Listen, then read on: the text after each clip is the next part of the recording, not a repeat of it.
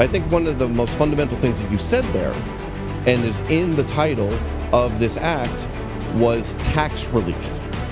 And there's a very interesting framing that I think the listeners could listen to, or any grassroots activist can do. When we're talking about these kind of bills, and we're talking to friends and neighbors and trying to persuade them to our side here, how you frame them, the words you use are very instrumental. There's a professor, a liberal professor, named George Lakoff, and he has a very interesting take on why the term tax relief was used.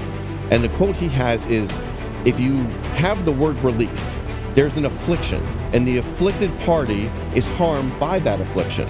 Then you have a relief, a reliever, a hero who takes that affliction away. So when you add tax to that, and you have a metaphor, namely taxation is an affliction, and the person giving you the tax relief is a hero, and anybody who tries to stop him is a villain. Americans are capable of achieving extraordinary things when they have the freedom and opportunity to do so. This is American Potential. Hey everyone, and welcome to the American Potential Podcast. I'm your host, David Fromm. Today we are recording from Americans for Prosperity's yearly conference, where all of the state chapters come together to learn and strategize for the future year. Today we're going to talk about a timely topic as we approach Tax Day on April 15th. Now, I know taxes might not be the most thrilling subject, but stick with me. When politicians talk about cutting taxes, it might sound like a familiar political promise, but here's the thing. It directly impacts your budget. Paying less in taxes means more money in your wallet, giving you more freedom. With the Tax Cuts and Jobs Act set to expire at the end of this year, what does that mean for you?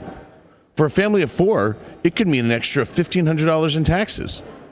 With this deadline looming, we thought it would be a good time to discuss other tax reforms like President Kennedy's Revenue Act of 1964 and what they've done for Americans. So I want to welcome to today's guest, Chris Stio, who is the Deputy Director of Staff Training for Americans for Prosperity. Chris, welcome. David, thank you for having me. Thanks, man. Well, hey, I thought, obviously, we are the perfect people to talk taxes because we both grew up in New Jersey. That's right. So not only are we good looking and sound good with a cool accent, but growing up in New Jersey, we know about taxes, that's for sure. Well, I agree with you on all those fronts. New Jersey's taxes are a crushing burden here, and it's good to get into talking about tax relief. Yeah. It's an important topic, and I know a lot of people have been following current events and all that. New administration coming in, the Congress. This is a top priority. It's a top priority that on this show we've talked a lot about. The Tax Cut and Jobs Act and the need to reauthorize that and make those permanent. So it's a timely thing, and it's on. People probably listen to this have been working on their taxes, or just filed their taxes, and are really trying to tackle that. And it's always a depressing time for everyone. So hopefully we can give a little history here, a little history Absolutely. lesson on how things have transpired. So let's start with when the first income tax was established. So what was going on in America at that time? Well, a pretty big event was going on. It was 1861, and the beginning of the Civil War is when the first income tax efforts were passed. It was called the Revenue Act of 1861, and it had a 3% flat tax. If we could only have such a thing right now, and it was for incomes over $800. It was then replaced in 1862 and had a progressive rate in the sense of 3% for incomes over $600 and 5% for incomes over $10,000. Unlike things that are happening now, that income tax was actually repealed in 1872. Oh, God bless America. I know.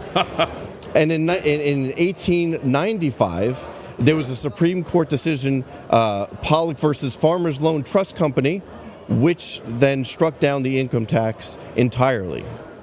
So it can happen, and it has on constitutional grounds, it was struck down. On constitutional grounds, yes. Wow. So an income tax kept being struck down by the Supreme Court, but that changed in 1913, right? Yes. So what happened then? So in response to that ruling, in response to the Pollock ruling, Congress proposed and then ratified the 16th Amendment in 1913. And this was an income tax that was progressive. There was two tax rates, 1% and 7%. And there was an argument that was made in Congress that, hey, we should cap this at 10%. the opponents were saying, let's cap this at 10%. Let's not have income tax go higher than that. And the income tax supporters were like, look, it's never going to go that high. Silly politicians. It's never going to go that high. This protection is so unnecessary. And as usual, they kept their word, and it became, after 8 years, it went up to 73%. After 8 years? After 8 years. That's awful. In fact, it was even a slightly higher during World War I. The top rate went from 7% to 73% by 1921 after the war. And the justification, of course, was to help to pay for the revenue to help pay for World War I. Yeah, there's always a reason, I suppose, they always give for raising the taxes. So, right. So there was a thing called the Coolidge-Mellon tax cuts, right? Yes. So what did those do? So President Harding ran on a return to normalcy. He unfortunately passed away in office, and Calvin Coolidge, the vice president, became the president. And Secretary Andrew Mellon, probably one of the greatest secretaries of Treasury in our history, they had an understanding and a sense that if you have a reduction in tax rates, this would actually yield more revenue for the federal government. And so it's kind of like the early supply side economics. Absolutely. And they had a tax rate reduction that brought down the income tax rate from 77% to 25%. And President Coolidge was exactly right. The revenues rose for the federal government from $720 million in 1921 to $1.15 billion in 1928. Really? Yes. Oh, that's fascinating. It makes me understand a little more why my liberty-loving friends always say that Calvin Coolidge was one of their favorite presidents. Absolutely.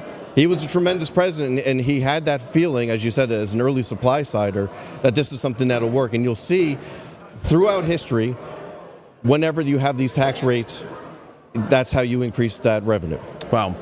So let's jump ahead to when President Kennedy was in office, before he was assassinated. Yes. He was working on reducing the income tax. What was his plan, and what did he plan to do with it? He had a feeling before he was assassinated that, again, if you bring down those tax revenues, if you bring down the tax rates, it'll increase the revenues. In fact, he had a great quote that I want to read here, that tax rates are too high today and tax revenues are too low. The soundest way to raise revenues in the long run is to cut the tax rates. That's something he said in 1963 at the Economics Club in New York.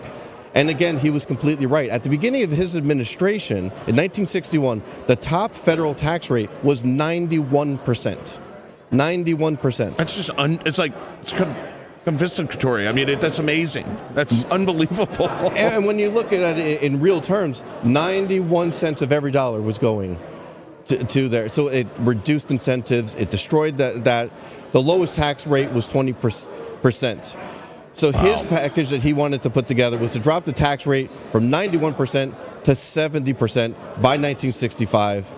And again, as it played out, and it will continue to show that it'll play out, following the tax cuts, the next 10 years, the federal tax receipts increased by $283 billion, with 9.3 million jobs created.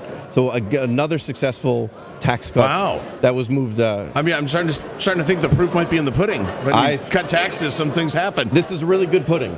And when you cut those tax rates, good things happen.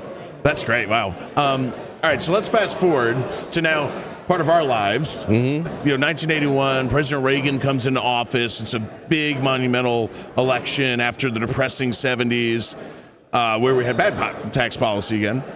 And so President Reagan, pursued tax reform. So what did President Reagan do? There was two major things that he did. The first one was the Economic Recovery Act of 1981. So this was an across-the-board individual tax rate cut that took the top from that Kennedy rate from 70% down to 50%, and the bottom rate from 14 to 11.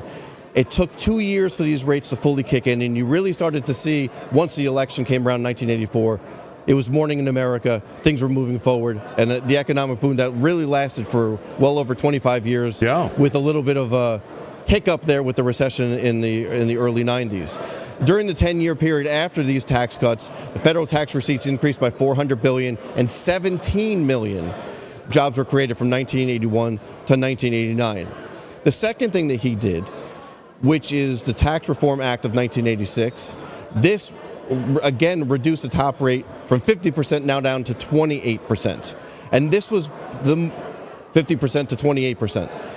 And the Tax Reform Act of 1986 was probably the most significant reform to the tax system prior to the Tax Cut and Jobs Act in 2017. The core idea behind it was to broaden the tax base and to lower the rates that are similar to what has happened with the Tax Cuts and Jobs Act. And that seems, just to diverge a little, like when we're working in states, and certainly how we believe good tax policy looks on the federal level, that a broader base and lower rates is, if we have to have taxation, which we'd all like not to, but if you have to have it, that's kind of the model for doing it, is a broad base, lower rates. And that's exactly right. And when you broaden the tax base, it eliminates tax deductions, those loopholes, those carve-outs, those things that the lobbyists are great at finding ways to put into the tax codes that had grown in the 80s over the last 2 decades.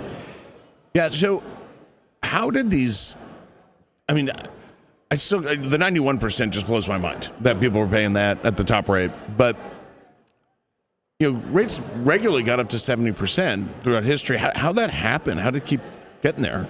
I think there's a fundamental misunderstanding of incentives. That people would look at this and say, so you were saying 91%, blows my mind. The highest it got was in World War II, 94%. So again, this is encouraging taxpayers to stop the activity that grows the economy, builds jobs, does all the great things here. So again, that's giving 94 cents out of every dollar to the government. And it comes down to fundamentally, if you tax something, you get less of it. Individuals are going to change their behavior and make adjustments so that they report less income and they take advantage of the lower tax rates. I think the government and people who are advocates of those large 70%, 90%, don't understand that people will change their behaviors and make adjustments to their businesses or whatever it may be. Incentives matter. And when you cut those rates, as you saw with the Coolidge, the Kennedy, the Reagans, we're going to talk about hopefully the Bush 43 and Trump tax reductions, You cut the taxes, you increase federal receipt.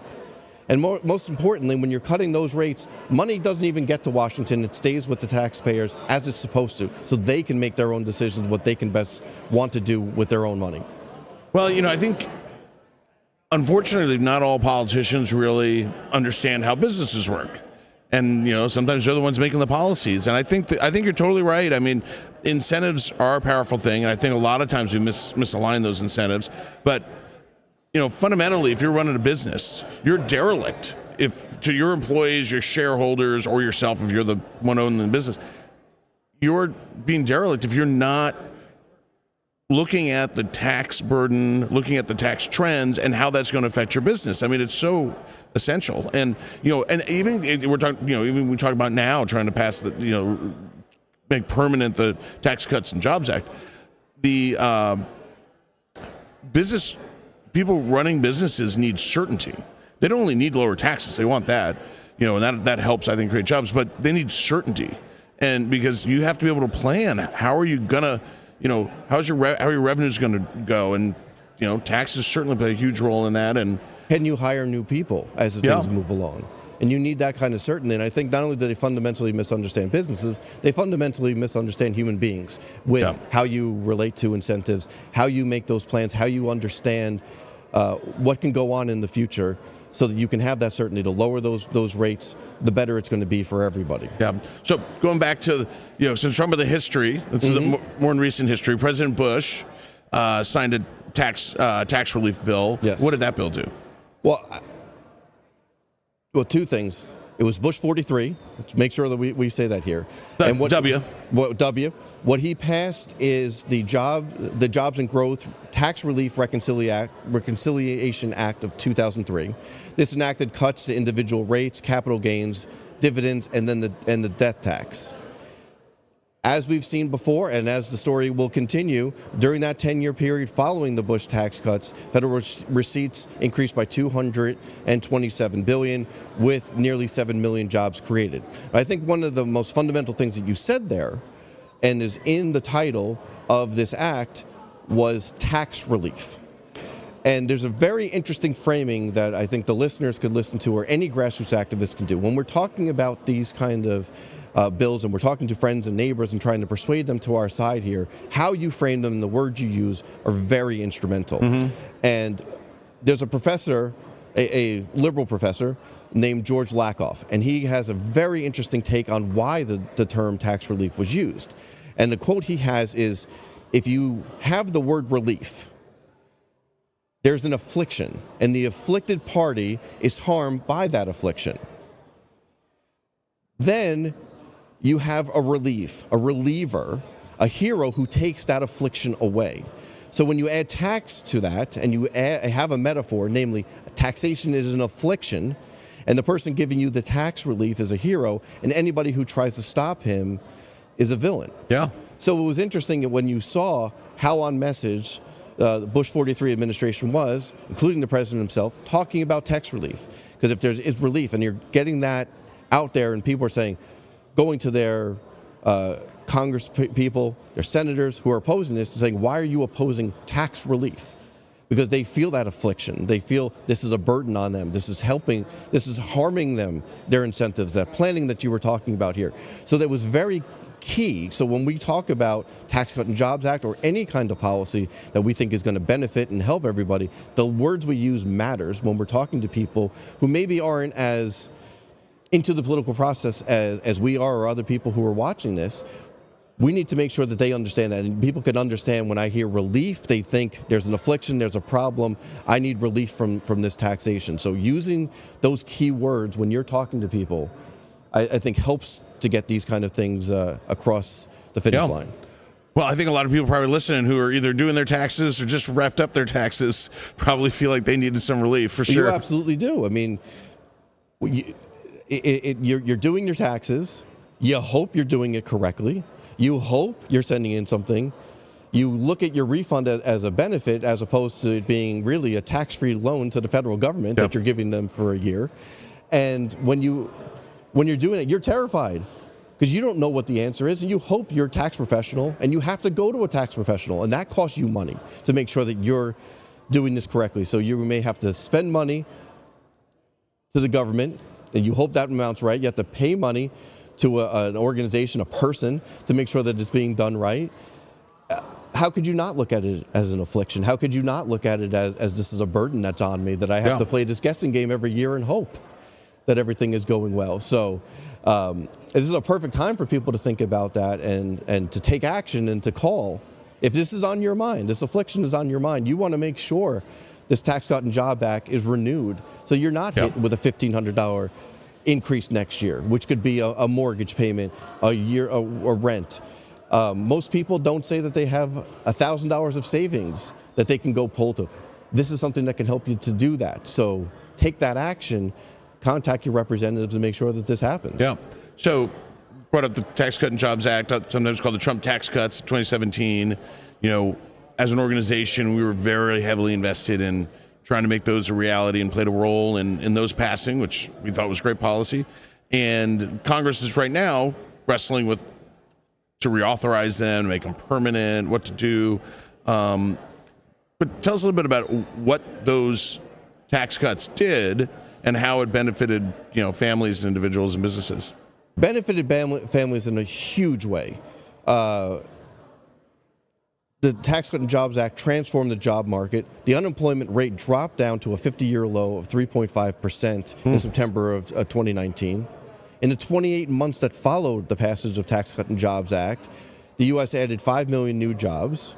As we just mentioned and need to keep mentioning, the average American's tax bill was slashed by about $1,600. And you can see that they even changed state to state, the amount that you would benefit here. The inflation-adjusted median income reached an all-time high of $78,000 in 2019, which was an increase of 8.5% from 2017. Real wages increased. Nearly 900,000 Americans received bonuses of $1,000 or more. Federal tax revenues increased by $620 billion here. And it's estimated that in the first 10 years, so from 2017 to 2027 here, that the federal tax revenues can increase by 2.7 trillion higher than projected. So that's real benefits that are going to real families, just the people who are watching this podcast here.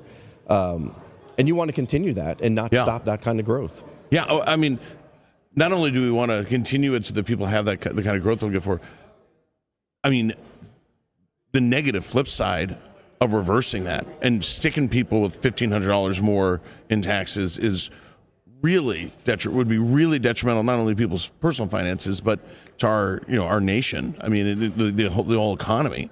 It'd be terrible. And so I scratch my head sometimes that this thing isn't rushing, flying through. Now I'm optimistic, but what are some of the myths that have been out there about the Tax Cuts and Jobs Act? I think there's two big myths. One that we've tackled a lot throughout our conversation is one, these revenues are never going to come back. It's going to fall. It's going to go away. And we've seen time and time again, from Coolidge to Trump, that revenues increase when you reduce those tax rates. So more receipts are coming in. If you want that to go away, increase taxes, and it does every single time. I think the second myth that persisted is that the top 1% does not pay their fair share, and that this is yet another giveaway to the rich. And those rich, as you mentioned before, those business owners, really what they're going to do is they're going to take this more money than they really need, and they're going to stuff it underneath the mattress. And if they're going to go spend it, they're going to go buy themselves top hats and monocles so they could look like the monopoly man that they are. And they're not going to benefit anybody but themselves. And according to the Tax Foundation, a great organization here, U.S. taxpayers with higher incomes pay a higher amount of the income tax rates. As a result, half of American taxpayers pay 97% of all income taxes. And that top 1% that everybody talks about here alone pays over 1/3 of the income taxes. And if you look at all of the total taxes we have a progressive system, and that the top 1% continues to pay the highest amount in the nation here. They're not just buying the monocles. They're not just buying the top hats. To each their own if you want to buy a monocle and a top hat, but they're investing back into their businesses, they're investing back into their families, they're making decisions for themselves.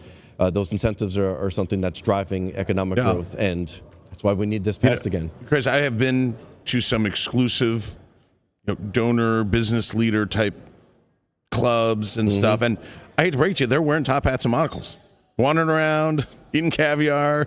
And if we have that, if we continue with a tax reduction of $1,500, you can go buy your own top hat and monocle too, and live the life that you've always wanted to. I just thought it'd be hard to keep the monocle on, I wish I was rich enough to try to solve that problem for myself here. The top hats I have tried; they're amazing. All right, well, I'll think about this for your. We'll think about this for your birthday present. How about that? I appreciate that. You got a few shopping days left. Nice.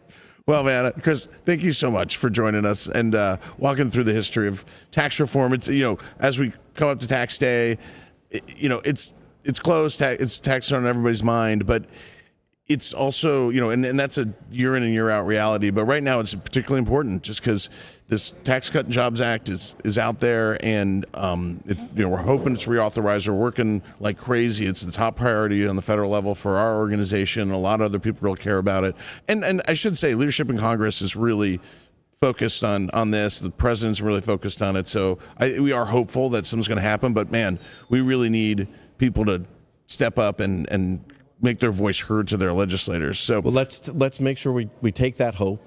We contact our Congress people. We contact our senators. We take that grassroots action that grassroots activists just like yourself took in 2017, and that we make this a reality. We make sure that this doesn't run out the clock. We know when the clock runs out, December 31st, it runs out, and then you get a tax increase. We have the power to make sure that doesn't happen. So AFP, along with all of you watching, all the activists around the country, we're the ones who can get it done. We've done it before. We're going to do it again. So let's get out there and do it. Yeah. So, folks, you got to listen to Chris. You take his advice, and I think it's all of our interests if we want to see the economy continue to grow and also not pay more money or continue to enjoy the benefits of this Tax Cut and Jobs Act. We got to make our voice heard with folks and make them permanent. So, well, hey. If you like this episode and would like to stay connected with the podcast, be sure to like and subscribe to our channel, as well as following us on Facebook, Instagram, and YouTube. And always remember, liberty and freedom are easily taken for granted. Don't take it for granted. Go out there and defend freedom and liberty. Thanks for joining us, and we'll see you on the next episode. Thank you for listening to American Potential. You may listen to more stories from Americans working every day to expand freedom and opportunity in their communities by visiting AmericanPotential.com.